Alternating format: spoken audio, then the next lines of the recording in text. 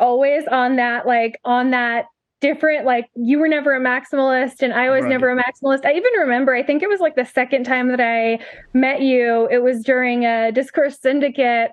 And it Yeah. was, I think, the second time that I came on DS, and like the guys were, the rest of the guys, they were all, whether they still are or not is irrelevant, but they were all super maximalist. And I was like, okay, so who here is going to get mad at me for not becoming a maximalist? And then I was like, oh, Yeah. you won't. Like, we're good.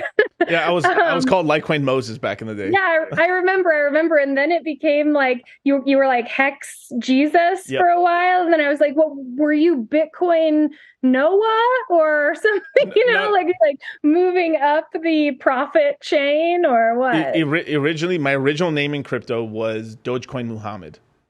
Really? Literally, yes, it was. Okay. Yeah, it was Dogecoin Muhammad, Litecoin Moses, Hex Jesus, dollar cost crypto, and I've been called Father Gains. I've been like I have all these I have these biblical names and stuff. It's kind of funny. It's just like, but yeah. I mean, but literally, I started the original community that I found on Twitter was actually the Dogecoin community because I actually had quite a lot of Doge back in the day.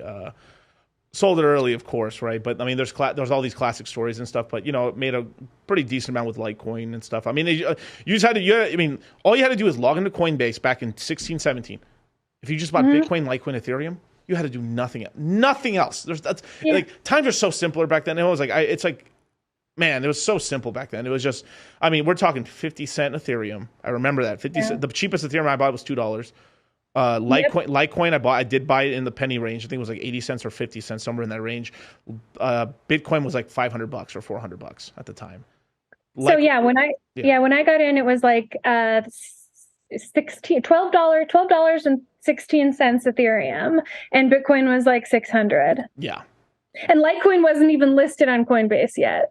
yeah. Until Charlie Lee listed it. No. Yeah. I think maybe that may be in jurisdiction on states or something like that because like Charlie Lee was like the first engineer at Coinbase, Yep. and you want to know something pretty crazy? Because I was going to all these Litecoin conferences. There was like two of them, right? I think one in San Francisco, and the other one was in the Cosmopolitan there and Vegas. And I got to talk to Charlie Lee's brother, a good guy. I mean, basically, he created the first Chinese exchange, Hmm. and they stole it from him, which is pretty insane and stuff like that. Like he has like he has like a project now. He has like a hard wallet, like it's like a metal card and stuff called ballot wallet or something. I think it's still around and stuff like that. He's still doing. It's basically he's created a more physical version of a paper wallet, effectively and stuff. Like he's a good dude, but it's kind of crazy. Like I mean, that's how early they were in the crypto space. I mean, they basically like I mean, he had the first fucking like Chinese exchange in China, and they fucking stole it from him. It's crazy. It's insanity, right? And his brother ends up being the first engineer for Coinbase. Yep. Insane, like that's quite a paradigm. And then on top of that, like I mean, like if you actually look at what Charlie Lee did, he actually told you when to sell Litecoin, and then he told you when to buy it again at the Yeah. bottom, which I did both. Like that's the crazy. Like I did pretty good with that. But then here's the problem: is that you're like, oh, like being inexperienced, I rebought back in. Right. And then it just kept going down. So I was like, wow, it hit $420, $200, 180 is a fucking steal. Let's keep buying. And then, it crashes to like, $25 or $22.